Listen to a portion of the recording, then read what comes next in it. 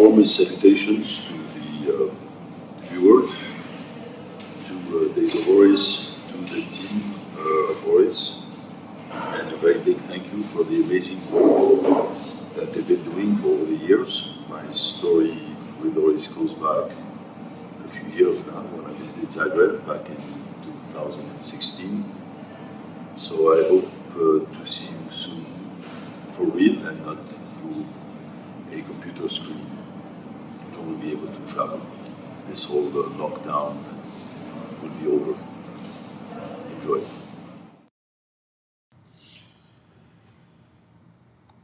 We're going to start this talk with Derailing Beirut, an attempt at a fantastic ride through our beloved city. It starts with a very careful mapping of points of interest in the city and trying to connect these points, trying to create a fantastic ride through the city of Beirut by connecting these points through a network of rails laid over the existing networks of the city. This fantastic ride will take you, for instance, in and out of the Holiday Inn Hotel in a split second. We imagined a capsule in which the curious tourist would take the ride, his head very carefully placed where the detonator of the bomb should be. We built this capsule. We rolled it around the city here on the Corniche, in the MAXXI quarters, and over the so-called River of Beirut, which takes us to along the riverbanks of the River of Beirut on our toxic rides in Beirut. These intersect with some sites we have performed interventions, architectural interventions on. Some of them were executed. This is supposedly a residential project where you can drive your car into your living room or your motorcycle by means of going up a wonderful freight elevator that can take very large objects. This is the core of the building under construction, and this is the building complete.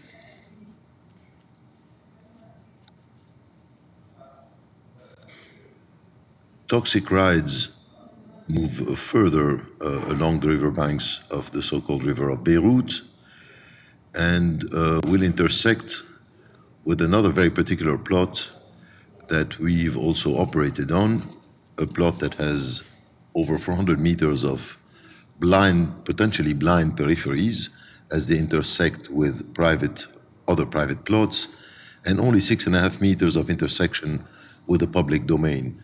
This is a blatant example of the total failure and bankruptcy of our institutions that have let the fabric develop with absolutely no control.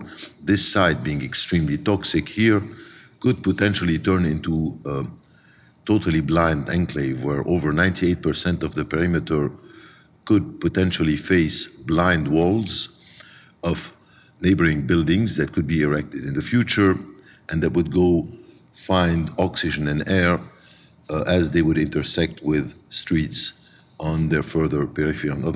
A totally suicidal posture of opening 100% of the periphery of the site of the project and make it completely permeable while setting back and ensuring enough setback, air and oxygen within the setback, hoping that by turning our face and not our back to our future neighbors, they would do the same. I call this a suicidal or masochistic posture. This is a scan of the plan that was generated by a scientific setback according to setback laws, which literally drew the morphology of the building, but also very unusual plans and very unusual typologies of apartments. There are over 100 apartments in this development and 100 different plans, as they are the result of a systematic setback of the actual, literally the peripheral lines of the site. We did not draw a cute or pointy object or violent object. In fact, this is a very gentle building as it gently opens its arms as it's setting back while it's erected and goes up, and gives way for very interesting terraces, very open to the periphery at this point, which is mainly agricultural land. You can basically look at the periphery of every floor plate as a continuous bar on which you can eat or drink, looking at the open views all around at this point that in the near future could end up being neighbors, hopefully that won't turn their back to us.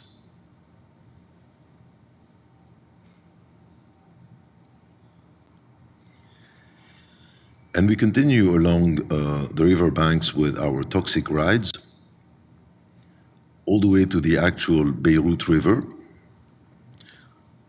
which at some point in 2012 turned red for a few hours. We were suspected to be behind this operation, so we've tried to translate this into architectural drawings.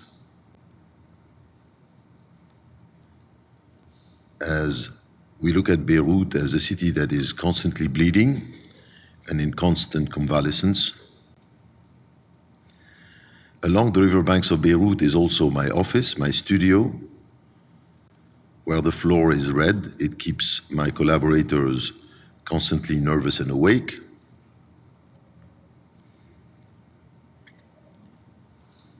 I ride my motorbike all the way to my desk, where we collect all sorts of strange objects and toys that we have manufactured along the years.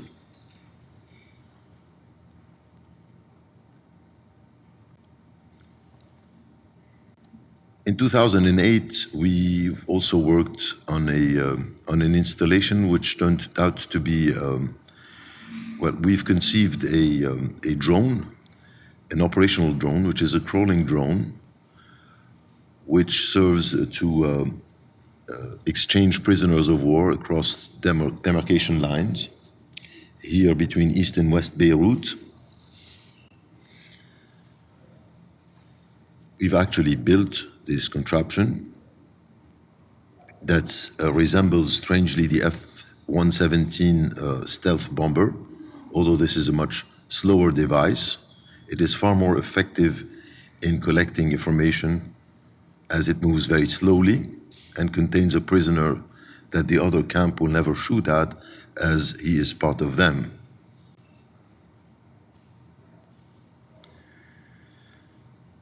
Back in 1991, I was very much interested in this issue of memory and architecture, war and architecture, and we've imagined an architectural performance where the buildings that were condemned to be demolished supposedly at the end of our civil war back in 1991, we imagined that we would turn their demolition into an architectural act by proposing a memory collector, which itself demolishes the building. So the more memory is collected, the more demolition. We collect the ashes of the building in the peripheral membrane around the facade and the edges of the building. The membrane gets almost to its point of saturation, at which point the memory collector also gets to its point of saturation, and at that point the whole structure would implode. The physical memory would be gone and giving place to another kind of memory which would be immaterial at the image of its time.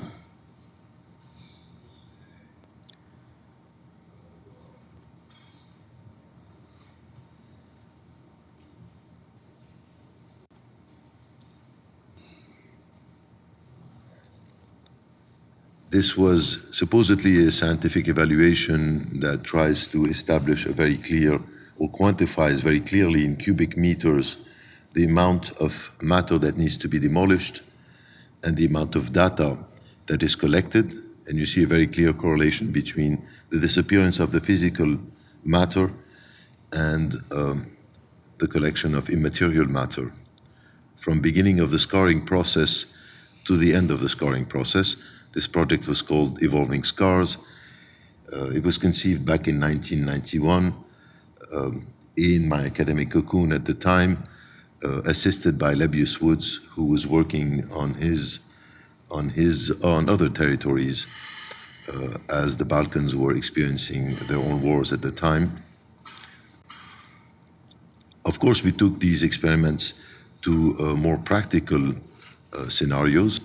Here with the Central restaurant back in 2001, where we had to basically gut out an existing structure, also very close to the demarcation line.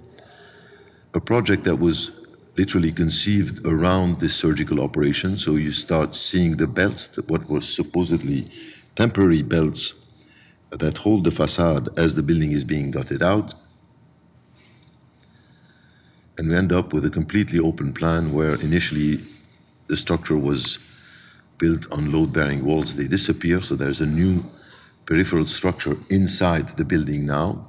And now that the plan is clear, we've established a drastically different scenario than the initial purpose of the house, where there's one big table in the center, where the service is trapped in the center of the table. Its only escape being the hole downstairs into the kitchen. The waiters do not share the space of the guests, and they walk on a plane that is 40 centimeters lower than the plane the guests are seated on, so they're always looked down at. The setup was very odd. It resembles an assembly table, not a restaurant. This was not a very friendly place. People couldn't really talk to each other, but they could look at each other. This was not a restaurant, but it was something else. Some people hated it, some people loved it. It had very cathedralesque proportions, 5 meters of width for 10 meters of height, and above, suspended above, was the bar in a tube. A section of the tube was the elevator that took the guests up and down into the bar. This is it on the construction, and this is the result as we kept the temporary belts and we let the facade unrestored behind.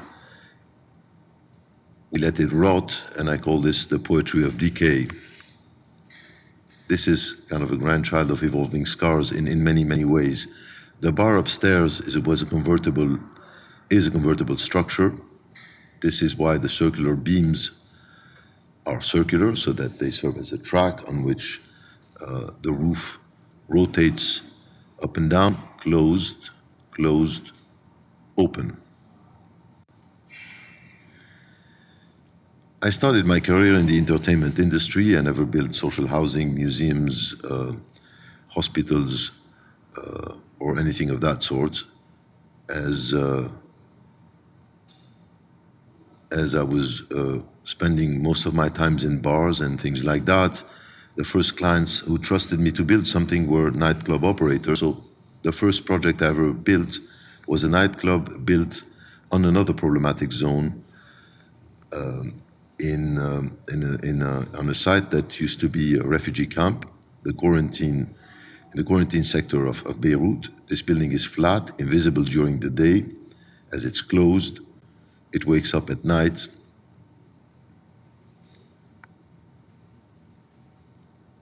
And brings the outside in by means of reflection, and the inside out also by means of reflection, both visual and in terms of sound. Those are the reflective panels. This is the club inside. This is the club operational. To the right is a shot taken probably at 6 in the morning, so you can imagine how toxic this place was, or still is, in fact. This is a project I drew at night and built during the day in a record time. The whole process took about 6 months. This project was meant to have a 5-year lifespan. It turns out it is 22 years old today and still kicking. We also have made a proposal with a colleague, an artist friend of mine, Walid Raad, for a contemporary museum in Beirut, contemporary art museum in Beirut, and we thought that we were not ready for a building, so we started with a stage 0, which is a big hall on the site, in the site of the future project, and we propose a temporary galleries in the guts of the site by means of literally digging holes in the site, in the peripheral walls of the dig. A very deep hole.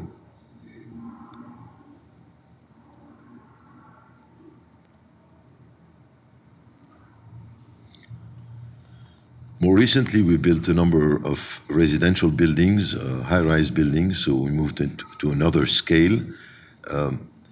This is a building located at the proximity of the port of Beirut, completed just a few years back, that stands very proudly as a sentinel at the very critical edge of the city, with a very defensive posture,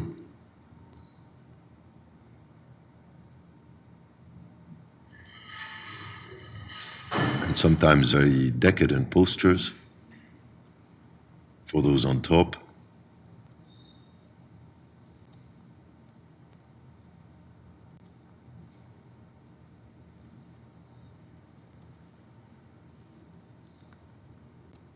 But this building got severely hit on August 4th of this year by what was the third biggest blast in the history of humankind.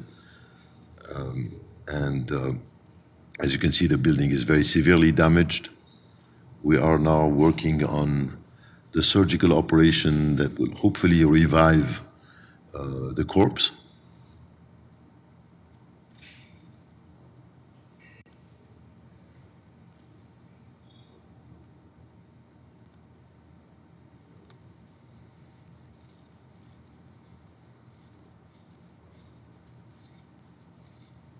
Side by side next to it is another building we've worked on around that same period for another client developer.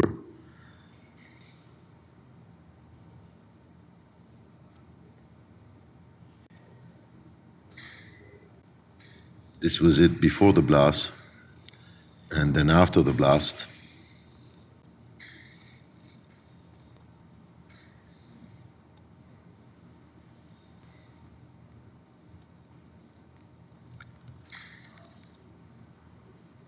Fairly close to the port was another high-rise structure we had just completed just a few months or a few weeks before the catastrophic blast of August 4th. This building also was very much in dialogue with the port of Beirut, but also very much the result of its relationship with its very sensitive and complex fabric. I look at this building very much as a defensive device.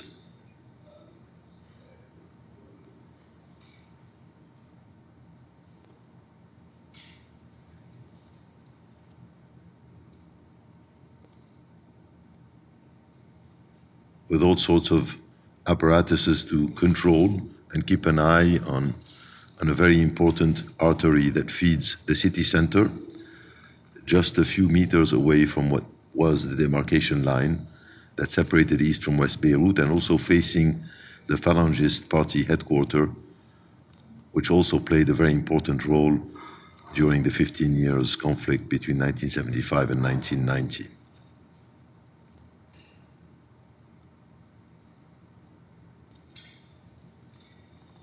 Its shell is like an armor, but also holds a number of frames reflectors. The guard rooms, or what is called a control room, is brought to the surface here and becomes a very complex and sophisticated, almost militaristic installation. Strangely, with the October 17 events, it became again another demarcation line, and the protesters always found refuge near our building. But then on August 4th, it was hit by the blast very severely,